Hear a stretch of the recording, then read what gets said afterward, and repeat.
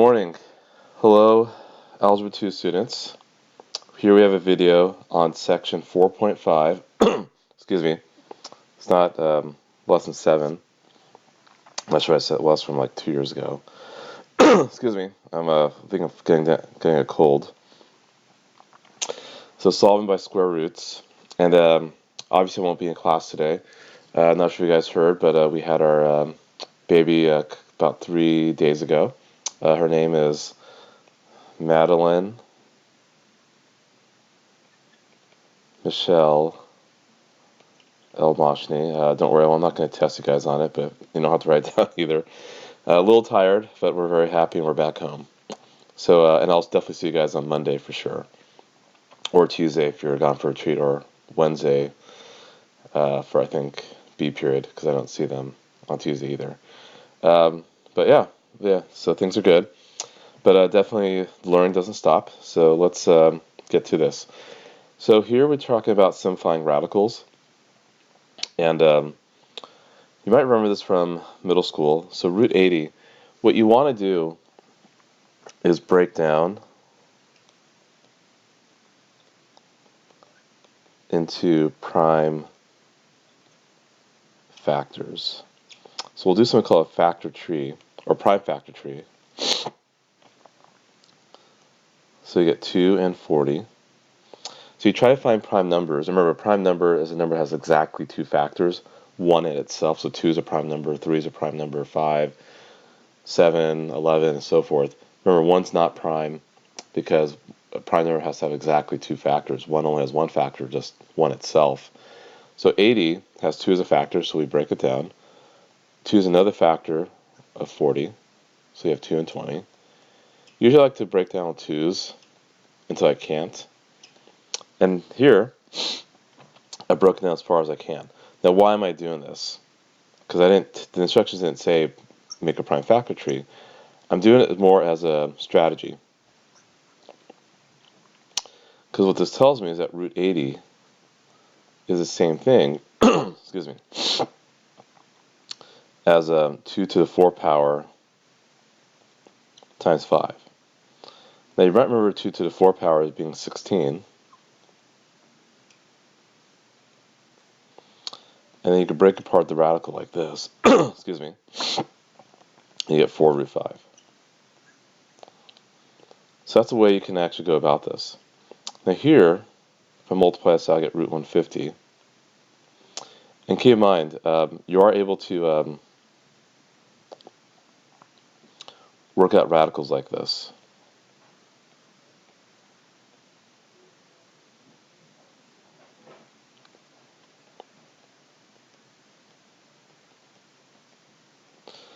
This is totally okay because root 4 is 2, root 9 is 3, root 36 is 6.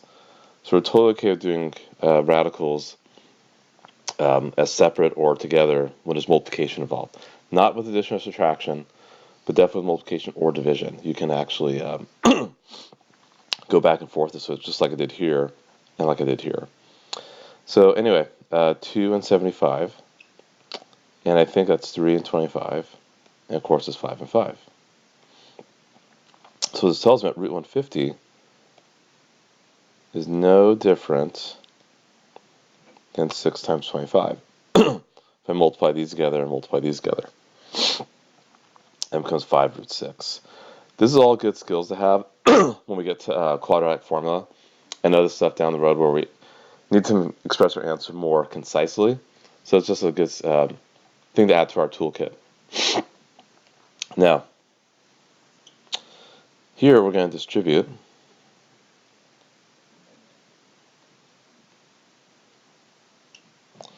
Let's get 3 root 2 plus root 18. And 18 we know is 9 and 2. And we recognize that 9 is a perfect square.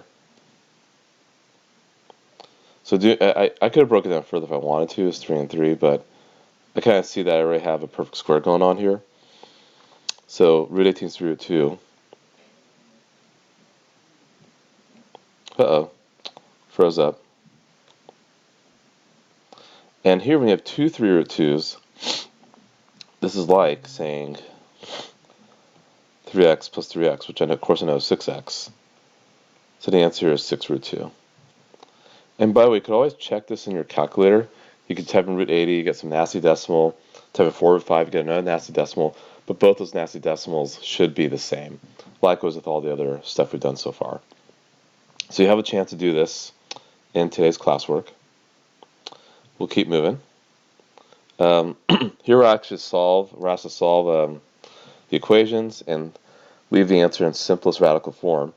So if I subtract 1 from both sides, x squared equals 5, x is plus or minus root 5. Don't forget the plus or minus. Remember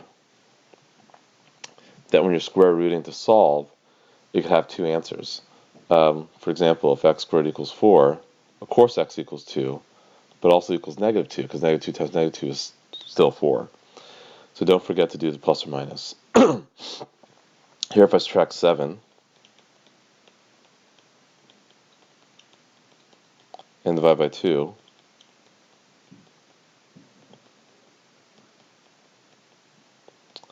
and remember I'm square rooting to get rid of the square. So very important, what you want to do is isolate the squared term / expression. That'll just make things a lot easier for us. And then add 5. Plus it'll also make it easy for us to square root both sides when we isolate that expression there. So 5 plus or minus root 3 would be our answer for this equation. And actually what you could do is you could graph this. If you go to Desmos or in your calculator, if you graph the left side and graph the right side, and I'll remind you of this when I'm back at school again, and hopefully remember how to graph these. There's a vertex at 5, 7, opens up, y equals 13 is a horizontal line. You're going to have two answers. Again, they're going to be nasty decimals, but you'll find that this one here will be 5 minus root 3, which I think is like 3.3 something. And this will be 5 plus root 3, which I think is like 6.7 something. You can always just use your calculator to see what 5 plus root 3 is, what 5 minus root 3 is, and it should line up with those points of intersection on your calculator or on Desmos. Okay, we're almost done here. So here we're asked the FOIL. So 4 times 4 is 16. You have plus 4 root 11 minus 4 root 11 and minus root 121, which is really just going to be minus 11. So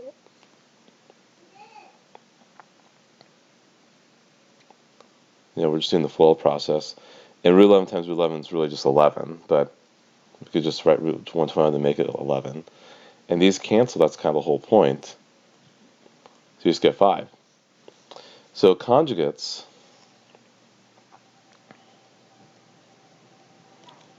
are this, where you have a plus root b, and then the conjugate of a minus root b. So the conjugate of this is 9 minus root 7.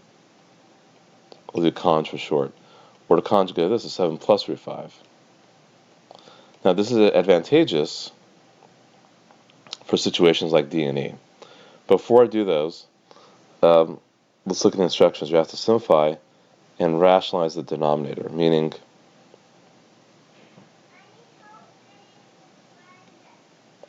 no radical in the denominator. That's usually a good thing to do, especially when you get the trigonometry, which you'll do next year in pre-calculus. Also, for test prep, like when you're doing SAT, ACT, sometimes the answer choices don't have radicals in the denominator. So it's just, again, we're adding stuff to our toolkit. Not the most exciting stuff, but just things that we need to work through. So, as I mentioned earlier in this video, when you have division going on, you can separate the radicals.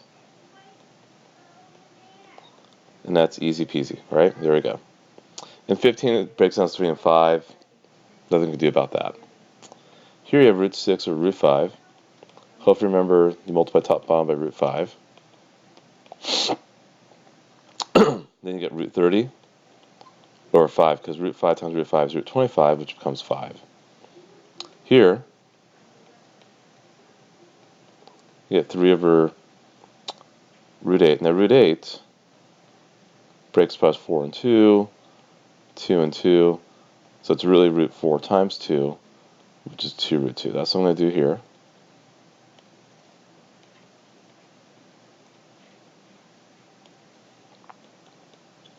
So it's root 2 over 4. That's because these multiply 2. 2 times 2 is 4. So there we go.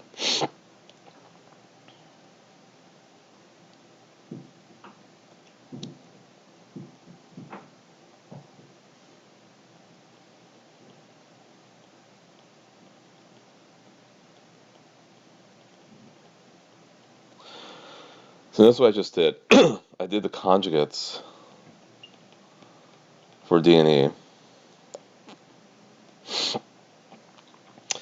And what's going to happen is that what we saw in part A over here of number 1, when you multiply a radical expression by its conjugate in FOIL, the radicals go away. So if we do the top, distribute the -1, down below you get 81 plus 9 root 7 minus 9 root 7 minus root 49, or just be minus 7. Those cancel, and you get 74 in the bottom here. We're here, this one's a little nasty. You get negative 42